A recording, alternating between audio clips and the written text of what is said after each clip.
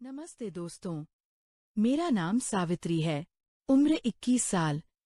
शिवगढ़ की एक साधारण सी बहू हूं मैं। लेकिन लोग कहते हैं मेरी मदहोश आँखों, इन रसीले होठों और मेरी इस लचकदार चाल में कुछ ऐसा जादू है जो सीधे दिल तक छू जाता है और सामने वाले के अंदर तक एक अनजानी सी सिहरन लगा देता है। मेरी शादी को अभी 1 साल ही हुआ है, पर इस भरे पूरे बदन की कसी हुई कशिश ने इस घर के शांत माहौल को हमेशा के लिए बदल दिया है। मेरा यह रसीला और मांसल शरीर, मेरी पतली कमर और जब मेरा पल्लू कंधे से बार बार सरकता है तो देखने वाले की सांसें वहीं थम जाती हैं।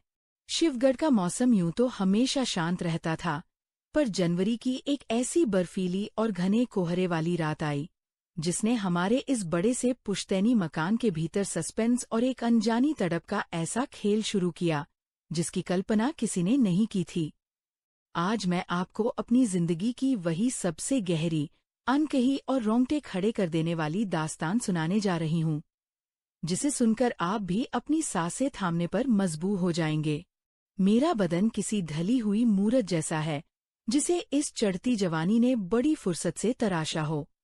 21 साल की इस उम्र में मेरा अंग अंग पूरी तरह से भरा पूरा और गठीला हो चुका है। मेरी कमर इतनी पतली और लचकदार है कि जब मैं झुकती हूँ तो मेरी सूती साड़ी के नीचे की गहरी नाभि साफ अपनी मौजूदगी दर्ज कराती है। मेरे भारी और गोलाकार नितंब जब मेरी चाल के साथ डोलते हैं तो देखने वाले का दिल पूरी तरह बेकाबू होने लगता है। उस रात मैंने एक गहरे लाल रंग का बेहद कसा हुआ ब्लाउज पहन रखा था जो मेरी तनी हुई छाती और उभरे हुए अंगों को बड़ी मुश्किल से छुपा पा रहा था। मेरे लंबे काले बाल खुले थे और मेरी गोरी पीठ पर कोहरे की नमी के साथ बलखा रहे थे। वहीं दूसरी तरफ थे मेरे ताऊ ससुर बलवंत सिंह। उम्र के इस पड़ाव पर भी उनका शरीर किसी कसरती नौजवान जैसा लंबा, चौड़ा और गठीला था। उनका सीना इतना मजबूत था कि कोई भी औरत उनकी बाहों में खुद को पूरी तरह महफूज या फिर पूरी तरह मदहोश महसूस करे। उनके बदन से एक अजीब सी तीखी, मर्दाना खुशबू आती थी, जो पुराने चिलम, सूखी लकड़ी और मर्दानगी का एक ऐसा मिश्रण थी जो किसी भी प्यासी रूह को बेचैन कर दे। उनकी आंखों में हमेशा एक कड़क और भूखी नजर रहती थी, जो जब भी मुझ पर पड़ती मेरे पूरे जिस्म में एक अजीब सी आग सुलगा देती थी। उनका वह रोबीला अंदाज और गठीला बदन इस कोहरे वाली ठंडी रात में और भी ज्यादा खतरनाक और आकर्षक लग रहा था। शिवगढ़ गांव इस समय पूरी तरह से जनवरी की कड़कड़ाती ठंड और घने सफेद कोहरे की चादर में लिपटा हुआ था। बाहर इतनी बर्फीली हवा चल रही थी कि हवा सीधे हड्डियों को चीरती हुई महसूस हो रही थी। रात के करीब 10 बज चुके थे और आसमान से ओस की बूंदें ऐसे गिर रही थीं जैसे चारों तरफ सन्नाटा रो रहा हो। इसी बीच पूरे गांव की बिजली अचानक गुल हो गई। चारों तरफ घाघ अंधेरा छा गया, हाथ को हाथ भी सुझाई नहीं दे रहा था। घर के बाकी सभी लोग, यानी मेरे पति और सास, पास के शहर में एक रिश्तेदार के यहाँ गए हुए थे। इस विशाल और पुरानी बनावट वाले मकान में सिर्फ मैं और मेरे ताऊ ससुर बलवंत सिंह अकेले थे। मकान का ताऊ जी वाला हिस्सा पूरी तरह सुनसान था और कमरे में सिर्फ एक बुझता हुआ अलाव था। कोहरे के कारण खिड़कियों से बर्फीली हवा अंदर आ रही थी। बिजली चले जाने से अलाव में आग बुझने वाली थी, इसलिए मुझे रसोई से सूखी लकड़ियां लाकर उनके कमरे के अलाव को पुनर्जीवित करना पड़ा था। पूरे घर में एक अजीब सी खामोशी पसरी हुई थी, जिसे सिर्फ बाहर चल रही बर्फीली हवाओं की सरसराहट ही तोड़ रही थी। ऐसे माहौल में जब दो जिस्म एक ही छत के नीचे अकेले हों तो सस्पेंस का बढ़ना लाजमी था। ठंड से मेरा पूरा बदन कांप रहा था। मैं ताऊ जी के कमरे में दबे पाव गई थी। कमरे में सिर्फ अलाव की मध्यम, नारंगी रोशनी थी, जिसमें ताऊ जी का विशाल साया दीवार पर किसी दानव की तरह लग रहा था। सावित्री, बहुत ठंड है, अलाव में लकड़ियां डाल दो, बुझ गई तो जम जाऊंगा, उन्होंने अपनी कड़क और भारी आवाज में कहा, लेकिन उनकी आंखों की भूखी नजर सीधे मेरी पतली कमर पर टिकी थी, जहां से साड़ी का पल्लू थोड़ा खिसक गया था। जी ताऊ जी, अभी डालती हूँ, मैंने अपनी कांपती आवाज में कहा और अलाव के पास झुक गई। तभी अचानक हाथ से लकड़ी फिसलकर ताऊ जी के पैरों के पास जा गिरी। आह! मेरे मुंह से एक तीखी सिसकारी निकल गई, क्योंकि झुकते समय मेरा हाथ ताऊ जी के घुटने से रगड़ खा गया। बलवंत सिंह जी ने बिना एक पल गवाए आगे बढ़कर मेरी कसी हुई कलाई को मजबूती से दबोच लिया। उनके हाथ की पकड़ इतनी तनी हुई और गठीली थी कि मैं चाहकर भी खुद को छुड़ा नहीं सकती थी। उनके इस अचानक छुअन से मेरे पूरे जिस्म में एक अनजानी बिजली दौड़ गई। इतनी जल्दबाजी ठीक नहीं सावित्री। देखो, तुम्हारा पूरा बदन ठंड से कैसा थरथरा रहा है, उन्होंने बेहद करीब आकर कहा। उनकी सांसों की गर्म तपिश सीधे मेरे चेहरे और गर्दन पर पड़ रही थी। उन्होंने अपनी दूसरी बाह मेरी पतली कमर के गिर्द कस ली। उनके खुरदरे और मजबूत हाथों का वह एहसास मेरी नाजुक त्वचा पर इस कदर रगड़ खा रहा था कि मेरी आंखें मदहोश होने लगी। मैं अंदर से पूरी तरह बेकाबू और बेचैन होने लगी थी, पर शर्म और लोकलाज के मारे कुछ बोल नहीं पा। ताऊ जी, छोड़िए, ये ठंड का मामला बहुत गहरा है, आप संभाल नहीं पाएंगे। मैंने हांफते हुए अपनी कमर को थोड़ा पीछे खींचने की कोशिश की, जहां उनके हाथ का दबाव बढ़ता जा रहा था। बलवंत सिंह जी ने मुस्कुराते हुए मेरी कलाई को और कस लिया। उनकी आंखों में एक अलग ही सस्पेंस था। सावित्री, आग जितनी ठंडी और बेजान हो, उसे सुलझाने का मजा उतना ही ज्यादा आता है। तुम अभी नादान हो। तुम्हें नहीं पता कि इस कोहरे वाली रात में जब तक अंदरूनी गर्मी बाहर न आए, तब तक चैन नहीं मिलता। पर ताऊ जी, घर के किवाड़ तो बंद हैं, पर संस्कारों के दरवाजे खोलना ठीक नहीं। कोई देख लेगा तो बवाल हो जाएगा। मैंने अपनी भीगी पलकों को झुकाते हुए कहा, जबकि मेरा मांसल बदन उनके चौड़े सीने से लगभग चिपकने को बेताब था। बाहर चाहे कितना भी कोहरा हो बहू, पर जब अंदर की तपिश सुलगती है तो अच्छे अच्छे बांध टूट जाते हैं। इस अलाव में जितनी गहराई से लकड़ियां लगाओगी, आग उतनी ही मीठी और रसीली मिलेगी। बस सही जगह पर सही जोर लगाना आना चाहिए।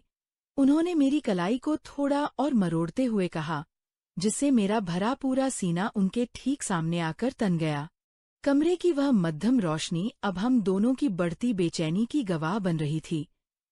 बलवंत सिंह जी का वह मांसल और गठीला हाथ अब धीरे धीरे मेरी पीठ के निचले हिस्से तक पहुंच चुका था, जहां साड़ी का कपड़ा मेरी त्वचा से पूरी तरह चिपक गया था।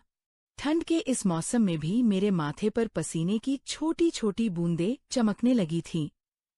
मेरा गोरा और भरी पूरी काया इस समय डर और तड़प के एक अनोखे मिश्रण से सुलग रही थी। जब उन्होंने अपनी उंगलियों से मेरी रीढ़ की हड्डी को धीरे से सहलाया, तो मेरे मुंह से एक दबी हुई आह निकल गई। मैं बुरी तरह कांपने लगी। उनका वह मर्दाना अंदाज मुझे अंदर तक झकझोर रहा था। कमरे का तापमान जैसे अचानक बढ़ गया हो। हवा में एक अजीब सी मदहोशी घुल चुकी थी। मेरी पतली कमर में एक अजीब सी लचक पैदा हो रही थी, जो मुझे बार बार उनके और करीब खींच रही थी। वह मुझे अपनी मजबूत बाहों में दबोचने ही वाले थे कि तभी अचानक घर की छत पर कोहरे के कारण किसी पक्षी के टकराने की जोरदार आवाज हुई। सस्पेंस और डर के मारे हम दोनों एकदम से अलग हो गए। मैं हाफती हुई दीवार से जा टिकी और वह अपनी शर्ट के कॉलर को ठीक करते हुए गहरी सांसें भरने लगे। रात के 12 बज चुके थे।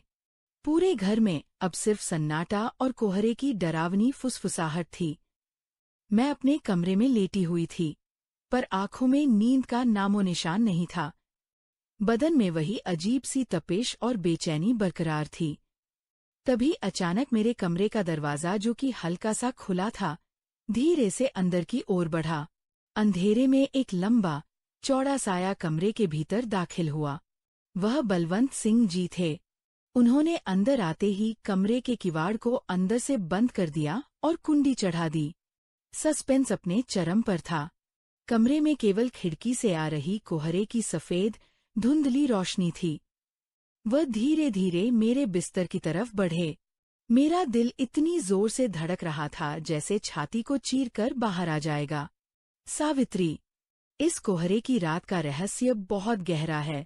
मैं अब और खुद को इस तपिश से रोक नहीं सकता, उन्होंने भारी आवाज में कहा और सीधे मेरे पास बिस्तर पर बैठ गए। उनके मजबूत, कसरती हाथों ने मेरे दोनों कंधों को दबोच लिया। उनके हाथ मेरी गोरी और भीगी त्वचा पर रेंगने लगे। हमारे बदन एक दूसरे से पूरी तरह लिपट गए। उनकी चौड़ी छाती का दबाव जब मेरे भरे पूरे अंगों पर पड़ा तो मैं पूरी तरह मदहोश होकर कराहने लगी। हमारे कपड़ों की सरसराहट और भारी सांसों की आवाज पूरे कमरे में गूंज रही थी। उनका चेहरा मेरे चेहरे के इतने करीब आ गया कि उनके होठों की गर्मी मेरी सांसों को सोखने लगी। जिस्म की यह आग अपने आखिरी मुकाम पर पहुंचने ही वाली थी। दोनों बदन पसीने से पूरी तरह नहा चुके थे और मर्यादा की सारी दीवारें टूटने ही वाली थीं कि तभी अचानक कमरे के कोने में रखी एक पुरानी धार्मिक पुस्तक और मेरे ससुर जी की तस्वीर ताऊ जी की ही जैकेट से गिरकर नीचे गिरी। वह तस्वीर ताऊ जी के छोटे भाई यानी मेरे ससुर की थी, जिन्हें वे अपना प्राणों से प्यारा मानते थे। उस तस्वीर का गिरना जैसे हम दोनों के ऊपर ठंडे पानी का घड़ा डाल गया। बलवंत सिंह जी झटके से पीछे हट गए। उनकी आंखों में जो भूखी और मदहोश नजर थी, वह अचानक आत्मग्लानि और आंसुओं में बदल गई। उन्होंने अपने चेहरे को दोनों हाथों से ढक लिया और जोर जोर से हांफने लगे। यह मैं क्या करने जा रहा था? अपने छोटे भाई की अमानत पर बुरी नजर। हे भगवान, मुझे क्षमा करना। बलवंत सिंह जी की आवाज में अब वासना नहीं, बल्कि एक तड़पती हुई पारिवारिक लोकलाज और जिम्मेदारी का एहसास था। उन्होंने रोते हुए कहा, सावित्री, तुम इस घर की लक्ष्मी हो, मेरे छोटे भाई की अमानत हो। इस कोहरे और अकेलेपन ने मेरी मति भ्रष्ट कर दी थी। एक ताऊ का फर्ज अपनी बहू की रक्षा करना होता है, उसका फायदा उठाना नहीं। मैंने भी रोते हुए तुरंत अपना पल्लू संभाला और अपनी साड़ी को ठीक किया। मुझे भी अपनी गलती का एहसास हो चुका था। एक पल के भटकाव ने हमारे पवित्र रिश्ते को कलंकित करने की कगार पर ला खड़ा किया था। ताऊ जी, गलती सिर्फ आपकी नहीं थी। इस अकेलेपन और मौसम की मार ने हमें भटका दिया था, लेकिन आज इस परिवार की मर्यादा ने हमें एक बहुत बड़े पाप की खाई में गिरने से बचा लिया। बड़े बुजुर्ग और बहू का रिश्ता इस दुनिया में सबसे बड़ा होता है और हम इस पवित्र बंधन को कभी टूटने नहीं देंगे। मैंने उनके पैर छूकर कहा। बलवंत सिंह जी ने मेरे सिर पर हाथ रखकर आशीर्वाद दिया। उस रात के बाद से हमारे बीच वासना की वह दीवार हमेशा के लिए ढह गई और उसकी जगह एक सच्चे, पवित्र और मर्यादित ताऊ-बहू के रिश्ते ने ले ली। पारिवारिक संस्कार और लोकलाज की जीत हुई। कहानी यही खत्म होती है दोस्तों। लाइक कर दो, सब्सक्राइब कर लो और कमेंट में जरूर लिखो। मिलते हैं अगली कहानी में। नमस्ते।